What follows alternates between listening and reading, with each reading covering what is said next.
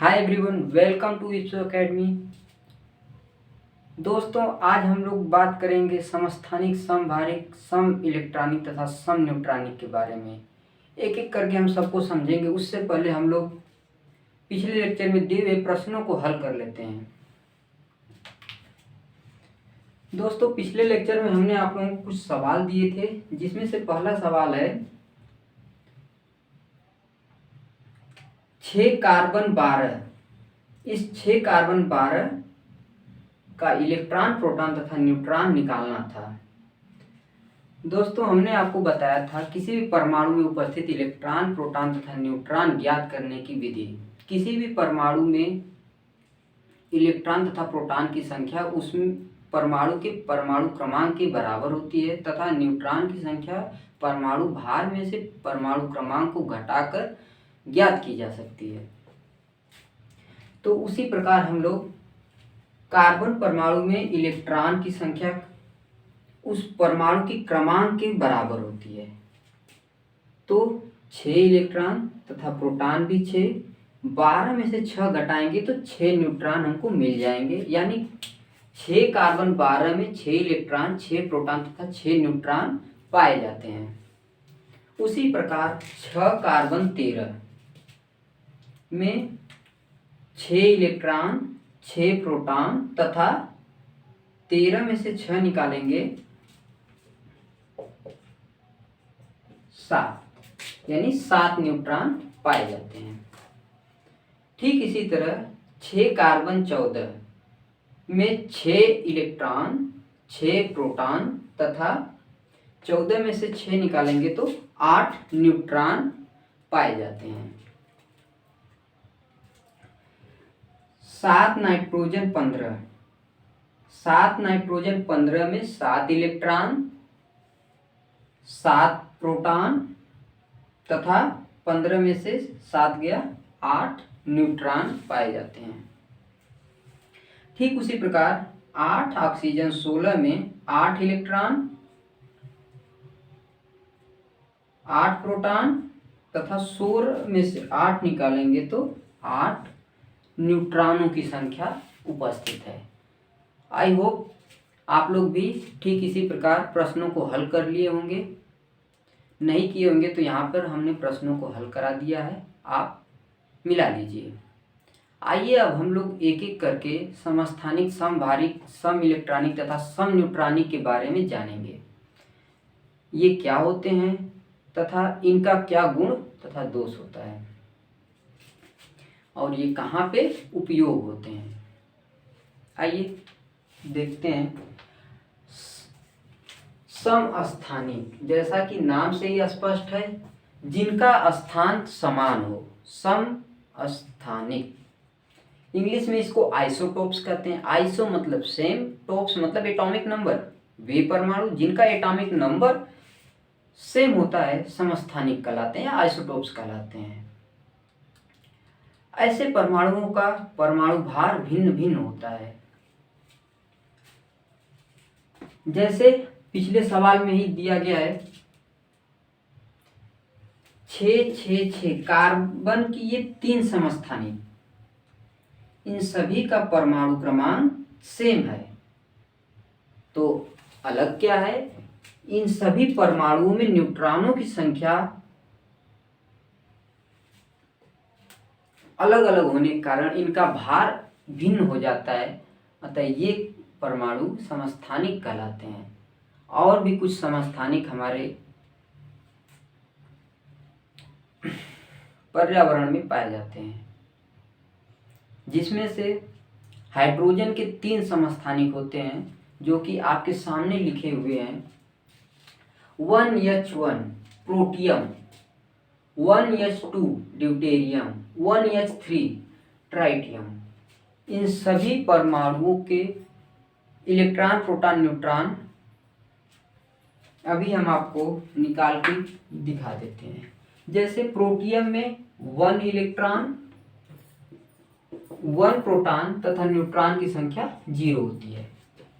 Deuterium में 1 electron, 1 proton तथा neutron भी 1 होता है।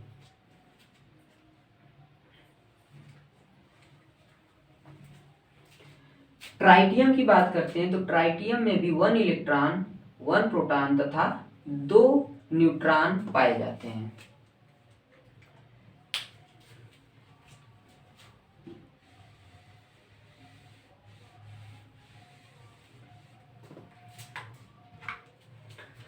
प्रोटियम इन तीनों समस्थानिकों में सबसे ज्यादा पाए जाने वाला आइसोटोप्स है। ड्यूटेरियम को भारी हाइड्रोजन भी कहते हैं।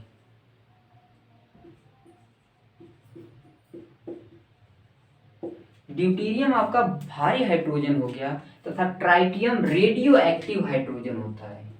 क्या होता है दोस्तों? Radio active hydrogen.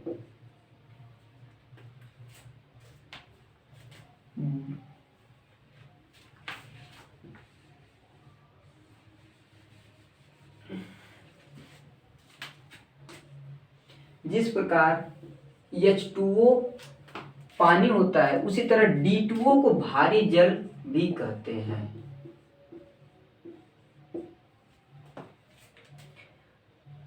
कार्बन के 3 समस्थानिक अभी हम आपको दिखाई दिए। नाइट्रोजन के 2 समस्थानिक पाए जाते हैं, 7N14 7N15 तथा ऑक्सीजन के भी 2 समस्थानिक पाए जाते हैं, 8 ऑक्सीजन 16 एंड 8 ऑक्सीजन 18।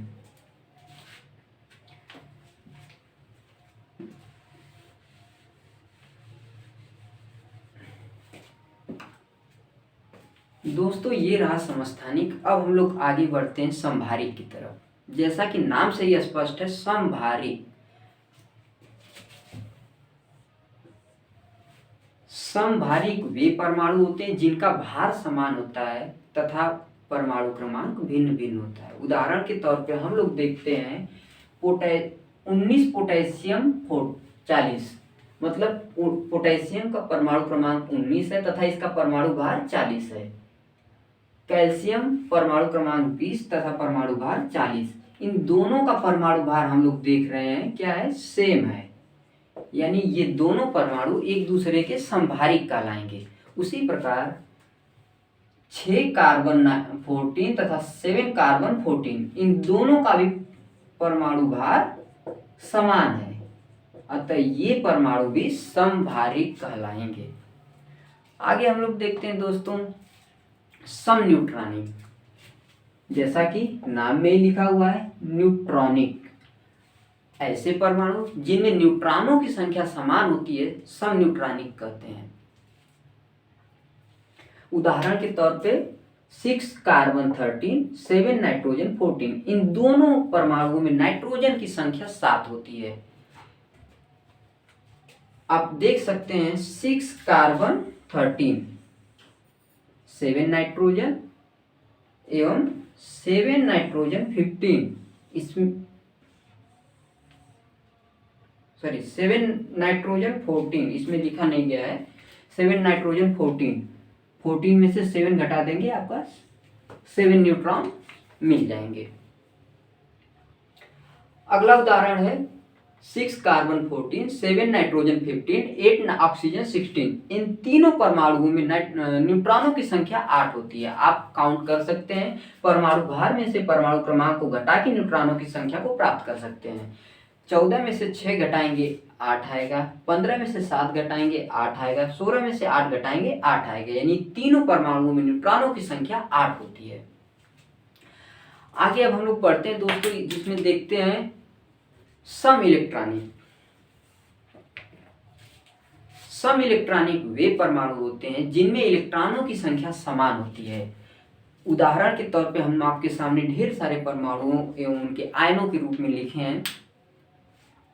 पहला है ऑक्सीजन, परमाणु क्रमांक 8, 2 निगेटिव, मतलब कि उसने 2 इलेक्ट्रॉन किसी से लिया है, और जब इलेक्ट्रॉन लिया है तो इलेक्ट्रॉन पे ऋण आवेश होता है। 2 इलेक्ट्रॉन लिया है मतलब 2 ऋण आवेश। ऑक्सीजन के पास 8 इलेक्ट्रॉन पहले से मौजूद होता है क्योंकि इसका परमाणु क्रमांक 8 है, जो कि प्रोटॉन की संख्या के बराबर है, और प्रोटॉनों की संख्या किसी भी परमाणु में इलेक्ट्रॉनों की संख्या के बराबर होती है। अतः ऑक्सीजन परमाणु में 8 इलेक्ट्रॉन होते हैं, 2 इलेक्ट्रॉन उसने बाहर से गेन किया है और इस तरह से उसके पास 10 इलेक्ट्रॉन हो गए हैं। फ्लोरीन 9 है, 1 इलेक्ट्रॉन उसने लिया है, इसके भी पास 10 इलेक्ट्रॉन टोटल हो जाएंगे। नियान ऑलरेडी परमाणु क्रमांक 10 पे है, 10 प्रोटॉन इसमें होंगे और 10 इलेक्ट्रॉन भी होंगे, अतः इसमें भी इलेक्ट्रॉनों की संख्या 10 हो गई। सोडियम की बात करते हैं, इसने एक इलेक्ट्रॉन त्याग दिया, पॉजिटिव चार्ज, मतलब प्रोटॉनों की संख्या अधिक हो गई इलेक्ट्रॉनों की कंपैरिजन में। 1 पॉजिटिव मतलब 1 इलेक्ट्रॉन इसने किसी को डोनेट कर दिया है और इस तरह से इसके पास इलेक्ट्रॉन बचे 10। मैग्नीशियम की बात करते हैं, इसने 2 प्रोटॉन इलेक्ट्रॉन को किसी को डोनेट कर दिया है, जिसके कारण इसके भी पास इलेक्ट्रॉनों की संख्या 10 हो गई।